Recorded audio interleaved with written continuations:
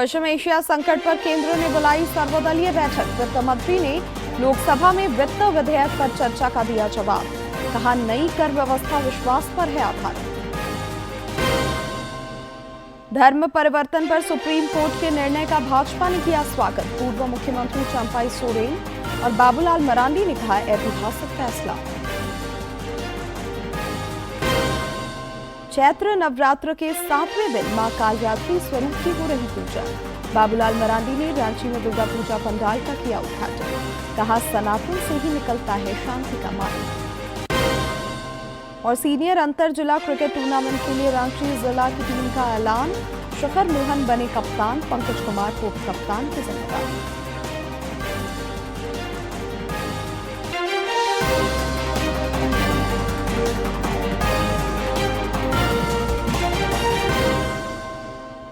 नमस्कार, खबरें झारखंड में आपका स्वागत है। मैं हूं शिवानी कुमारी और अब समाचार विस्तार से। पश्चिम एशिया संकट से निपटने की रणनीति पर चर्चा के लिए केंद्र सरकार ने आज सर्वदलीय बैठक बुलाई है। इससे पहले प्रधानमंत्री संसद के दोनों सदनों में पश्चिम एशिया संकट पर वक्तव्य दे चुके हैं। बैठक में पश्चिम एशिया संकट से निपटने की रणनीति पर चर्चा होगी। सूत्रों के मुताबिक रक्षा मंत्री राजनाथ सिंह बैठक की अध्यक्षता कर सकते हैं, जिसमें विदेश मंत्री डॉक्टर एस जयशंकर भी उपस्थित रह सकते हैं। विपक्ष ने पश्चिम एशिया की स्थिति पर संसद में प्रधानमंत्री नरेंद्र मोदी के वक्तव्य के बाद इस मुद्दे पर सर्वदलीय बैठक की मांग उठाई थी। कांग्रेस और कई अन्य विपक्षी दल पश्चिम एशिया युद्ध और इसके भारत पर प्रभाव को लेकर सरकार से लगातार सवाल कर रहे हैं। राज्यसभा में कल प्रधानमंत्री नरेंद्र मोदी ने कहा कि पश्चिम एशिया में छिड़े वर्तमान संघर्ष के कारण उत्पन्न स्थिति से निपटने के लिए अधिकार संपन्न 7 नए समूहों का गठन किया गया है, जो एलपीजी, आवश्यक सेवाओं एवं वस्तुओं की आपूर्ति एवं विभिन्न क्षेत्रों से जुड़े अन्य विषयों का नियमित आकलन कर सुझाव देंगे।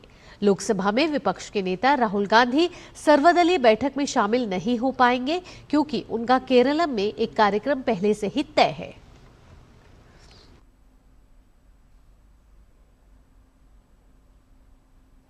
भारत पेट्रोलियम ने हरियाणा के गुरुग्राम स्थित सेंट्रल पार्क फ्लावर वैली में देश का पहला गैस वेंडिंग मशीन शुरू किया है। यहां ग्राहक डिजिटल भुगतान के जरिए सिर्फ 3 से 5 मिनट में अपना खाली सिलेंडर बदलकर आधुनिक फाइबर कंपोजिट सिलेंडर ले सकते हैं।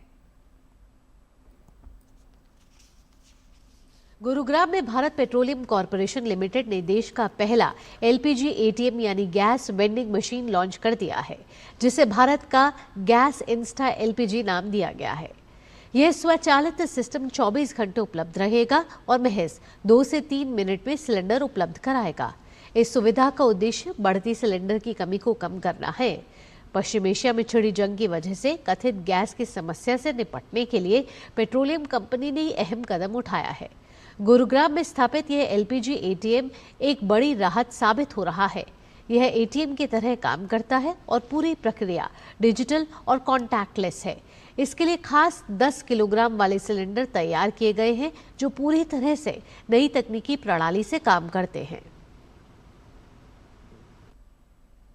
संसद में आज कई विधायी कार्य सूचीबद्ध हैं। लोकसभा में आज वित्त मंत्री निर्मला सीतारमण वित्त विधेयक 2026 पर चर्चा का जवाब दिया। इस दौरान उन्होंने कहा कि नई कर व्यवस्था विश्वास पर आधारित है। वित्त मंत्री ने कहा कि हम ईमानदार करदाताओं को राहत पहुंचाने का काम कर रहे हैं। श्रीमती सीतारमण ने यह भी कहा कि हम भारत को एक मजबूत कारोबार का केंद्र बनाना चाहते हैं। India is riding on the reform express under the leadership of Honorable Prime Minister Shri Narendra Modi, and this finance bill of 2026-27 therefore rests on 5 clear principles, sir. First one is there is a trust-based tax administration that is being improved upon. Actually, we are reducing unnecessary hardship for honest taxpayers. पूर्व मुख्यमंत्री चंपाई सोरेन ने धर्मांतरण के मुद्दे पर supreme court में ताजा फैसले को ऐतिहासिक करार दिया है। श्री सोरेन ने कहा कि शीर्ष अदालत ने यह स्पष्ट कर दिया है कि धर्म परिवर्तन के बाद व्यक्ति अपनी मूल पहचान के साथ मिलने वाले SC/ST एक्ट और आरक्षण के तमाम अधिकार खो देता है। उन्होंने आरोप लगाया कि राज्य में धर्मांतरण कराने वाले लोग लालच और भ्रम फैलाकर आदिवासियों और दलितों को उनके अधिकारों से वंचित कर रहे हैं। इधर प्रतिपक्ष के नेता बाबूलाल मरांडी ने भी कहा कि यह प्रावधान पहले से ही लागू है, जिसे सुप्रीम कोर्ट ने एक बार फिर दोहराया है। लोग अगर कोई क्रिश्चियन बन जाते हैं या मुसलमान बन जाते हैं तो उनको आरक्षण की सुविधाएं नहीं मिलती है। तो हमें लगता है कोई कोर्ट गया होगा इस प्रकरण को लेकर के, तो फिर जब कोर्ट जाएंगे तो फिर कोर्ट जजमेंट देंगी और अच्छा है, क्योंकि 1950 से ही ये लागू है। लेकिन कहीं अगर कोई वायलेशन किया होगा तो लोग कोर्ट गए होंगे, मुझे पता नहीं है, पढ़े नहीं है कौन सा किस ये पर जजमेंट आया है, लेकिन पहले से ये प्रोविजन है, ये प्रावधान है ऑलरेडी। उदीयमान सूर्य को अर्घ्य अर्पित करने के साथ ही 4 दिवसीय छठ महापर्व संपन्न हो गया। आध्यात्म की नगरी देवघर में व्रतियों और श्रद्धालुओं ने उगते सूर्य को अर्घ्य अर्पित कर भगवान भुवन भास्कर की आराधना की। जिले के तमाम घाटों पर श्रद्धालुओं की भीड़ देखने को मिली। अर्घ्य अर्पित करने के बाद पारण के साथ ही छठ व्रतियों का 36 घंटे का निर्जला उपवास समाप्त हुआ। गढ़वा में भी आस्था और श्रद्धा के साथ चैती छठ उदीयमान सूर्य की उपासना के साथ संपन्न हुआ। जिले के कोयल, सोन, कन्हर, दानरोद, ताल्हे नदी घाटों पर भक्तिभाव के साथ व्रतियों ने सूर्य उपासना कर सुख, शांति और समृद्धि की कामना की। इसी के साथ 4 दिवसीय महापर्व संपन्न हुआ।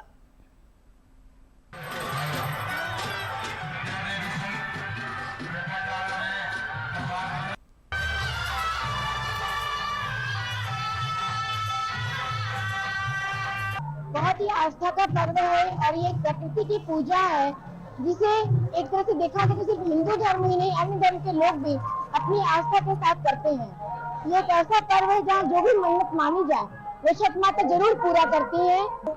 लगभग 42 सालों से हम इस नदी का व्यवस्था करते आ रहे हैं, जिसमें आप देख सकते हैं कि आज चैती छठ भी जो है एक गढ़वा का जो बड़ा मेला के रूप में ले चुका है।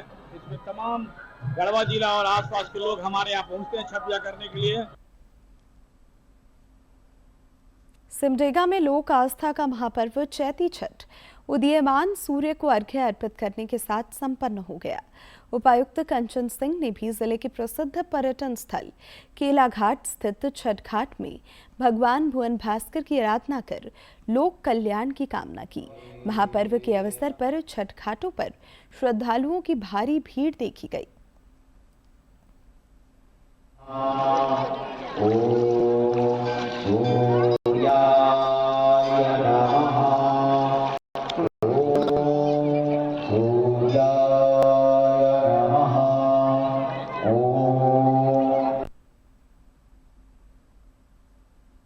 चैत्र नवरात्र के 7वें दिन आज जो देवी दुर्गा के कालरात्रि स्वरूप की पूजा अर्चना की जा रही है, पूजा अर्चना को लेकर सवेरे से ही श्रद्धालुओं में खासा उत्साह देखा जा रहा है।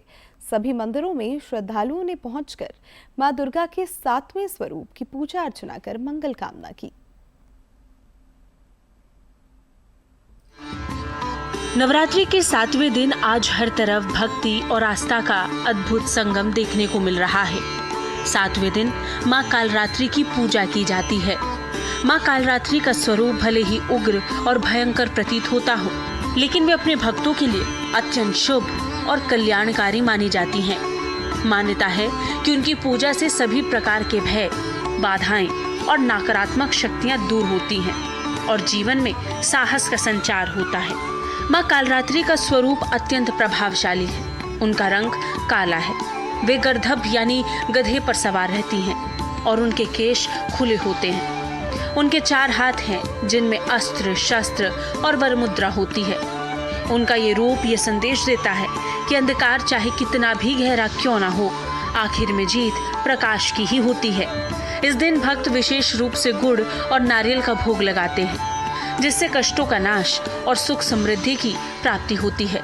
धार्मिक मान्यताओं के अनुसार मां कालरात्रि की आराधना से शनि और अन्य ग्रहों के दुष्प्रभाव भी कम होते हैं।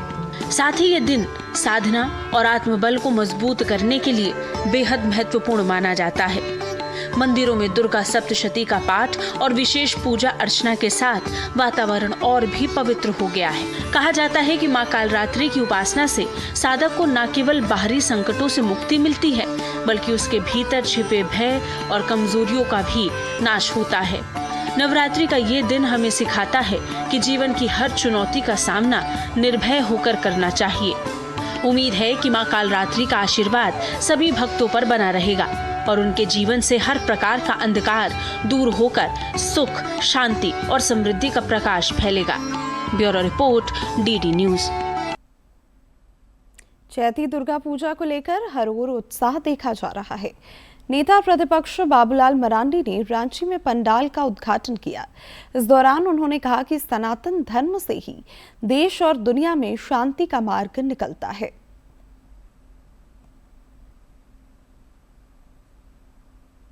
पास स्थित प्राचीन चैती दुर्गा मंदिर का 100वां वर्ष पूरा हो रहा है। शताब्दी वर्ष के उपलक्ष्य में इस बार भव्य पंडाल तैयार किया गया है, जिसका उद्घाटन पूर्व मुख्यमंत्री बाबूलाल मरांडी ने किया। उन्होंने कहा कि सनातन धर्म से शांति और एकता का मार्ग प्रशस्त किया जा सकता है। शक्ति की जब हम आराधना करते हैं तो एक व्यक्ति से लेकर के समाज और राष्ट्र हमारा शक्तिशाली हो। एक प्रकार से माँ दुर्गा हमें ये संदेश देती है। इसलिए माँ दुर्गा के हाथों में आप देखते होंगे किस प्रकार से दिव्य अस्त्र उनके पास है। तो हमारे देश में भी उसी प्रकार से अस्त्र होनी चाहिए, ताकि हम अपने ही देश नहीं बल्कि मानवता की हम रक्षा कर सकें। चैती दुर्गा पूजा के पुजारी ने बताया कि इस मंदिर में हर भक्त की मनोकामना अवश्य पूरी होती है। पूरे वर्ष श्रद्धालुओं की भीड़ लगी रहती है। इस मंदिर का ऐतिहासिक महत्व भी बहुत बड़ा है। मंदिर का निर्माण वर्ष 1926 में किया गया था और यह रांची के सबसे प्राचीन मंदिरों में से एक है। 1926 से यहाँ चैती पूजा किया जा रहा है, तो विशेष यहाँ तक तो बहुत मानता है। लाखों लोग यहाँ आते हैं 9 दिन के अंदर में।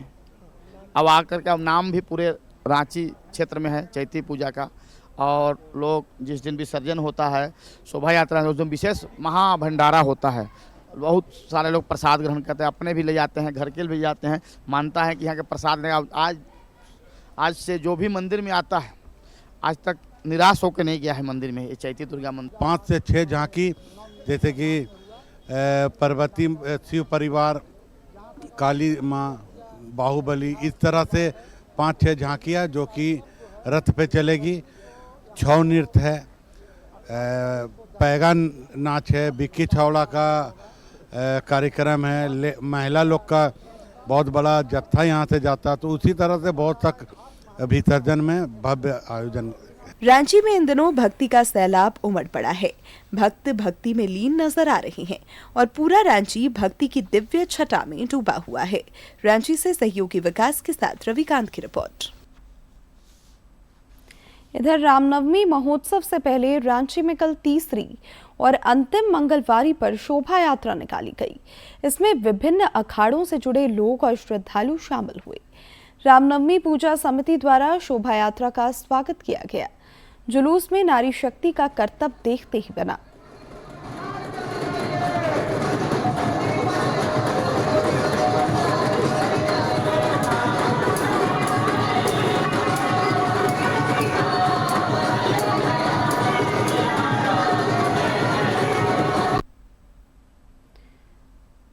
रामनवमी के उत्साह के बीच गढ़वा शहर में भी भव्य मंगलवारी जुलूस शोभा यात्रा निकाली गई।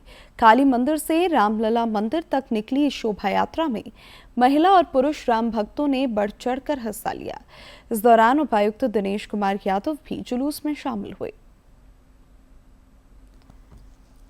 पूजा समिति जनरल संन्यास बोर्ड के बैनर तले शहर के विभिन्न अखाड़ों के राम भक्त एकजुट होकर इस भव्य जुलूस में शामिल हुए। शहर की सड़कों पर पारंपरिक वाद्य यंत्रों, ढोल नगाड़ों और जय श्री राम के जय घोष से पूरा वातावरण भक्तिमय हो उठा। इस मौके पर पूजा समिति के संस्थापक मुरली श्याम सोनी ने सभी श्रद्धालुओं को बधाई देते हुए कहा कि यह सनातन परंपरा और सांस्कृतिक धरोहर का प्रतीक है जो समाज को एकजुट करती है। इस सनातन धर्म के लोगों के लिए बहुत ही खुशी का दिन है। आज मंगलवारी जुलूस है। रामनवमी के अवसर पर सभी सनातन भाइयों को बहुत बहुत बधाई। जुलूस में महिलाओं ने भी बढ़ चढ़कर हिस्सा लिया और नारी शक्ति की भागीदारी देखने को मिली। महिलाओं ने कहा कि ऐसे आयोजनों से धार्मिक परंपराओं को मजबूती मिलती है। हम सनातनी धर्म भाइयों और बहनों से निवेदन करते हैं कि सारे लोग जुलूस में शामिल और इस जुलूस को भव्य बनाएं। श्री रामचंद्र जी के जन्म उत्सव पर मनाई जाने वाली रामनवमी पर मंगला जुलूस निकाली गई है। बजरंगबली, श्री बजरंगबली हमारे पूरे गढ़वा को, पूरे परिवार को, समस्त गढ़वा को, भारतवासियों को आगे बढ़ाएं। रामनवमी के अवसर पर निकली इस भव्य मंगलवारी जुलूस शोभा यात्रा ने गढ़वा में आस्था, परंपरा और सामाजिक एकता की अद्भुत मिसाल पेश की है।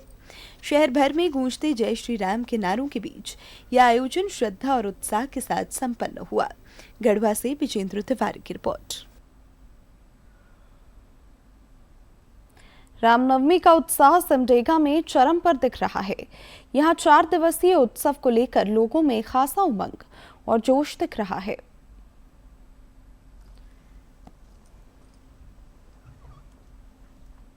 सिमडेगा में श्री रामनवमी प्रबंधन समिति 4 दिवसीय कार्यक्रम कर रही है। इस दौरान अस्त्र शस्त्र संचालन और वादन से जुड़ी प्रतियोगिताएं होंगी। समिति के अध्यक्ष प्रदीप शर्मा ने बताया कि रामनवमी के दिन भव्य शोभा यात्रा निकाली जाएगी, जिसमें बड़ी संख्या में श्रद्धालु शामिल होंगे। ये बीते 4 दशक से ये कार्यक्रम रामनवमी प्रबंधक के द्वारा किया जा रहा है। महावीर मंडल में ये 4 दिवसीय कार्यक्रम, उसके बाद मुख्य जुलूस, वादन अखाड़ा, लाठी डंडा, ये सारी प्रतियोगिता ही यहाँ पर होती है। उसके बाद मुख्य जुलूस में हजारों हजार की संख्या में हम सबको एकत्रित कर एक सूत्र में बांधते हुए पूरा जिला का भ्रमण करते हैं।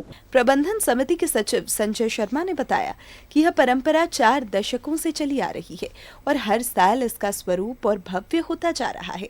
इस आयोजन में लाठी, भाला और तलवार के हैरत अंगेज करतब भी देखने को मिलेंगे, जिसमें करीब 20 अखाड़ों के खिलाड़ी भाग लेंगे। हर वर्ष की भांति इस वर्ष भी रामनवमी पर 4 दिवस से बड़े धूमधाम से हम सिमडेगा में मना रहे हैं। इसमें 19-20 अखाड़ा के लोग महावीर चौक में आते हैं, अपना खेल का प्रदर्शन करते हैं। भक्ति, परंपरा और उत्साह से सराबोर सिमडेगा में रामनवमी का आयोजन न सिर्फ धार्मिक आस्था का प्रतीक है, बल्कि सामाजिक एकता और सांस्कृतिक विरासत को भी मजबूती प्रदान कर रहा है। सिमडेगा से मनोज कुमार सिन्हा, मनु की रिपोर्ट। रांची के तपोवन मंदिर में रामनवमी को लेकर तैयारियां जोरों पर हैं। तपोवन मंदिर परिसर में पंडाल निर्माण और रंग रोगन का काम तेजी से चल रहा है। हर साल यहां लाखों श्रद्धालु पहुंचते हैं, जिसे देखते हुए व्यवस्थाओं को अंतिम रूप दिया जा रहा है। जो राम भक्तों के लिए आस्था का प्रमुख केंद्र है, रामनवमी के अवसर पर पूरी तरह सजने लगा है। मंदिर परिसर में बड़े बड़े पंडाल बनाए जा रहे हैं ताकि श्रद्धालुओं को किसी प्रकार की असुविधा न हो। साथ ही मंदिर की दीवारों और आसपास के क्षेत्रों में रंग रोगन का कार्य भी तेजी से चल रहा है, जिससे पूरे परिसर को भव्य रूप दिया जा सके। यहाँ के प्रति लोगों का अपार श्रद्धा और निष्ठा जो आज भी जनमानस में है, जो पूर्व में भी था। जब हजारीबाग में रामनवमी का शुरुआत हुआ तो उस समय यहाँ के वर्तमान महंत राम शरण दास जी महाराज थे, जिन्हें यह सूचना हुआ कि हजारीबाग में एक प्रकार का जुलूस निकाला गया, जिसमें हनुमान जी का ध्वज लगा करके लोगों ने जुलूस निकाला है। तो उसमें यहाँ के भक्तों को महाराजा श्री से बातचीत करने के बाद भक्त लोग हजारीबाग गए। वहाँ के दूसरे साल रामनवमी जुलूस को उन्होंने देखा, समझा।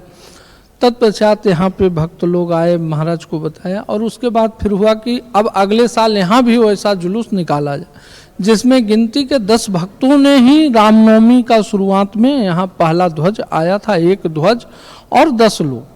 हर वर्ष रामनवमी के दिन यहाँ लाखों की संख्या में श्रद्धालु पहुँचते हैं। ऐसे में प्रशासन और मंदिर समिति भीड़ प्रबंधन और सुरक्षा व्यवस्था को लेकर सतर्क है। भक्तों की सुविधा के लिए पेयजल, रोशनी और साफ सफाई की विशेष व्यवस्था की जा रही है। इसमें साज सज्जा थोड़ा विशेष रूप से किया जा रहा है, स्टेज वगैरह बहुत अच्छे ढंग से किया जा रहा है। भक्त लोग का सुविधा के अनुसार निकलने का, प्रवेश करने का और पूजा करने का व्यवस्थित ढंग से पहले से भी और बढ़िया से किया जा रहा है। अभी हम मौजूद हैं तपोवन मंदिर में और ये तपोवन मंदिर हमारा है और इस मंदिर का महत्व ये है, ऐसा कहा जाता है, ऐसी मान्यताएं हैं और ये सच है कि कुछ लोगों ने महावीर मंदिर जो अपर बाजार में स्थित है वहाँ से सबसे पहली बार झंडा को यहाँ लेकर के आए थे और उसके बाद से एक परंपरा बन गई रांची में कि रांची में जितने भी अखाड़े हैं उनके जो ध्वजा होते हैं सो अंत में यहीं आकर के प्रभु श्री राम के चरणों में समर्पित कर दिए जाते हैं और नवमी के दिन खास करके ये जो पूरा परिसर है वो पूरा भगवामय हो जाता है और भक्त राममय में विलीन हो जाते हैं। मैं रविकांत कुमार, सहयोगी सौरभ कुमार के साथ, दूरदर्शन समाचार, रांची। प्रधानमंत्री नरेंद्र मोदी 28 मार्च को जेवर में स्थित नोएडा इंटरनेशनल एयरपोर्ट का उद्घाटन करेंगे। यह हवाई अड्डा उत्तर प्रदेश और दिल्ली एनसीआर के लिए एक प्रमुख एविएशन हब होगा, जो कनेक्टिविटी, व्यापार और रोजगार को बढ़ावा देगा। केंद्रीय मंत्री राममोहन नायडू ने प्रसिद्ध नोएडा अंतर्राष्ट्रीय हवाई अड्डे के उद्घाटन की तैयारियों की समीक्षा की। प्रधानमंत्री नरेंद्र मोदी 28 मार्च को देश के सबसे बड़े हवाई अड्डे और उत्तर प्रदेश के 5वें अंतर्राष्ट्रीय हवाई अड्डे को राष्ट्र को समर्पित करेंगे। चरण 1 में 1.2 करोड़ यात्रियों की वार्षिक क्षमता के साथ शुरू होने वाला यह हवाई अड्डा एकीकृत विमान रखरखाव, मरम्मत और ओवरऑल सुविधा, साथ ही एयर कार्गो टर्मिनल के साथ विकसित किया गया है। मुख्यमंत्री योगी आदित्यनाथ के नेतृत्व में उत्तर प्रदेश ने बुनियादी ढांचे और कनेक्टिविटी के क्षेत्र में अभूतपूर्व प्रगति की है।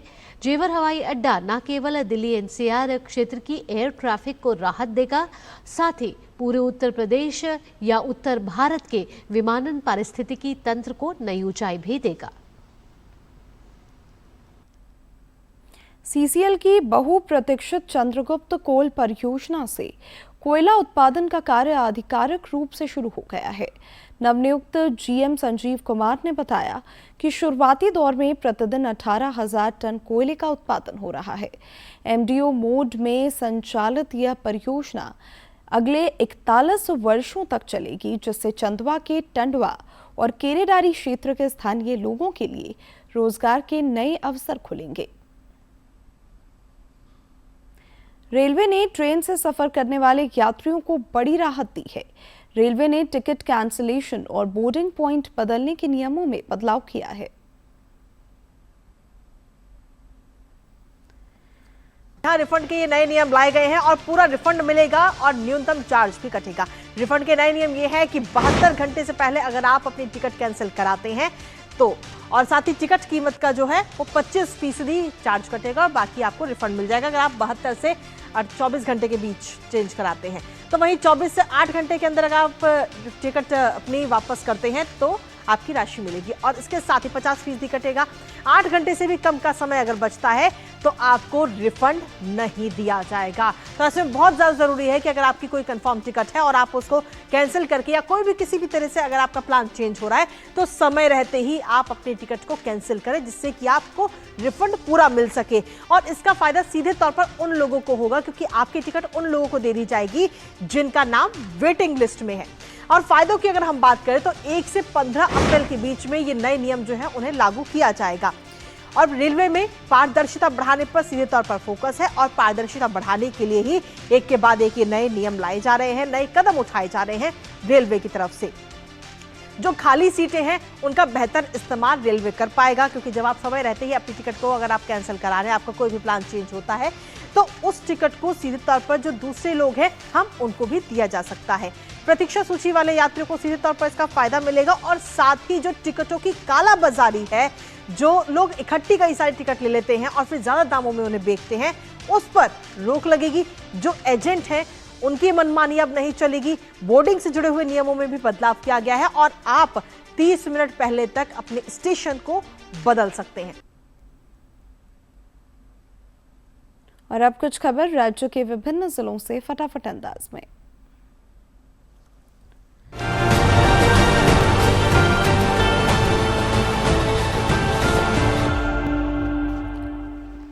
कोडरमा के उपायुक्त ऋतुराज ने जनता दरबार में जिले के विभिन्न क्षेत्रों से आए आमजनों की समस्याओं को गंभीरता से सुना। इस दौरान लोगों ने भूमि विवाद, दाखिल खारिज, पेंशन, राशन कार्ड, बिजली आपूर्ति, पेयजल, सड़क और अन्य बुनियादी सुविधाओं से संबंधित अपनी समस्याएं रखी। धनबाद के उपायुक्त आदित्य रंजन ने अपने कार्यालय कक्ष में जनता दरबार का आयोजन कर जिले के बेकार बांध, गोविंदपुर, बाघमारा, टुंडी, तोपचांची सहित जिले के अन्य क्षेत्र से आए आमजनों की समस्याएं सुनी। जनता दरबार में बेकार बांध से आए लोगों ने पास खाली जमीन पर सार्वजनिक पुस्तकालय और पार्क निर्माण करने का अनुरोध किया। खूंटी जिले में जिला स्तरीय सहिया सम्मेलन और सामुदायिक स्वास्थ्य पदाधिकारी सम्मान समारोह सह विश्व यक्ष्मा दिवस कार्यक्रम का आयोजन किया गया। इस दौरान उपायुक्त ने उत्कृष्ट कार्य को लेकर सहिया और सामुदायिक स्वास्थ्य पदाधिकारी को सम्मानित किया। साथ ही टीबी उन्मूलन को लेकर जागरूकता बढ़ाने की अपील की। खूंटी में उपायुक्त आर रोनेटा की अध्यक्षता में डीएमएफटी न्यास एवं प्रबंधकीय समिति की बैठक कर लंबित योजनाओं की समीक्षा एवं समिति के सदस्यों संग नई योजनाओं पर विस्तार से चर्चा की गई। इस दौरान उपायुक्त ने योजनाओं की उचित क्रियान्वयन को लेकर अधिकारियों को निर्देश दिए। पूर्वी सिंहभूम के उपायुक्त ने कीताडी अवस्थित ईवीएम वेयरहाउस का निरीक्षण किया। ईवीएम एवं वीवीपैट मशीनों के सुरक्षित भंडारण, सुरक्षा व्यवस्था, सीसीटीवी निगरानी प्रणाली और प्रवेश नियंत्रण से संबंधित व्यवस्थाओं का अवलोकन कर आवश्यक निर्देश दिए। पाकुड़ में कृषि यंत्रीकरण उपमिशन की जिला स्तरीय समीक्षा बैठक आयोजित की गई। इस दौरान उपायुक्त ने कहा कि 80% अनुदान पर कृषि यंत्र उपलब्ध कराए जाएंगे। इसे लेकर 6 महिला सखी मंडलों का चयन किया गया है। साथ ही mini tractor, reaper, power tiller सहित आधुनिक उपकरण उपलब्ध कराए जाएंगे। गुमला जिले में ऐप एग्रीगेट के सहयोग से लाभुकों को मशरूम उत्पादन का प्रशिक्षण दिया गया ताकि वे इसे आय संवर्धन और आत्मनिर्भरता का माध्यम बना सकें। यह पहल ग्रामीण परिवारों, विशेषकर महिलाओं के सशक्तिकरण की दिशा में महत्वपूर्ण कदम है।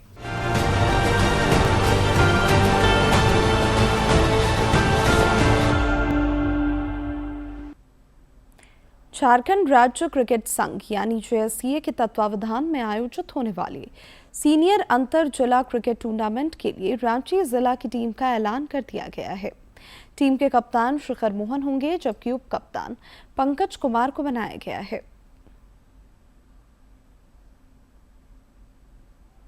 अब अंत में मुख्य समाचार एक बार फिर।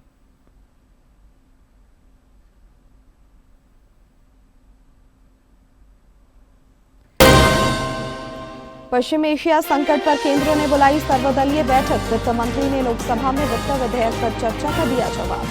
कहा, नई कर व्यवस्था विश्वास पर है आधारित।